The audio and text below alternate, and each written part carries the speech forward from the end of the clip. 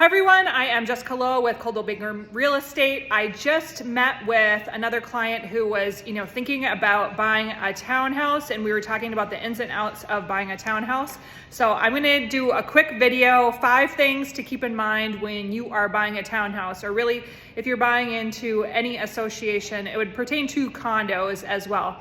Number 1 is, what type of financing are you using? If you're using a conventional purchase or cash, you will have no issues with buying most townhouses or condos.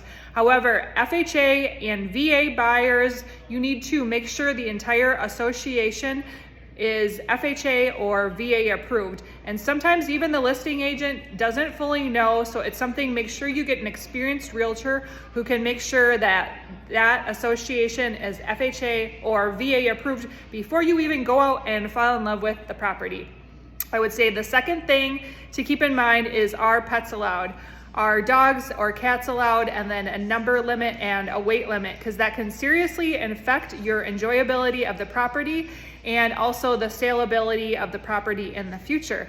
I would say the third thing is, can you rent the units? Obviously, some investor clients will want a condo or townhouse so they can rent it out later.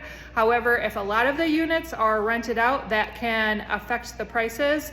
And possibly long term, if you get a lot of renters in there, maybe the values go down. So that's something to keep in mind.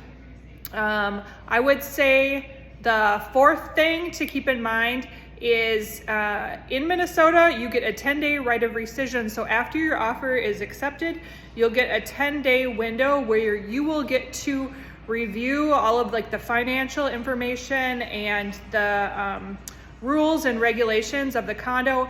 If there's anything in there that you did not know, maybe there's a big project with roofing coming up or something, you can always cancel and get out of the entire contract during that time. It's fairly rare because usually you've ironed out those issues, but I just wanted to let you know that that window does exist. I would think the last thing, actually this is the thing probably most people bring up, is the association dues. So look at the association dues, look at what they cover. A lot of people say, I don't want to get a townhouse or a condo because I don't want to pay the association dues, the HOA. Some of them do cover quite a bit. Most of them will cover your roof and your siding, your outdoor maintenance, so you're not shoveling snow if you're in Minnesota, and you're not mowing the lawn if you're in most other places in the world here, for 2 or 3 months. But a roof is very expensive, and obviously siding's expensive, so it is nice to have a little bit less of expenses that would be you're responsible for. So with a townhouse or a condo, you're only really responsible for the interior usually. And sometimes the HOA fee will cover your garbage, it will cover your water. Sometimes it even covers heat. I've seen it cover cable TV, sometimes even internet. So sometimes that can offset, by the time it's covering all those different expenses. So make sure you look at what the HOA covers, and then also, are there any assessments on there? Have they done any big projects that they didn't plan for?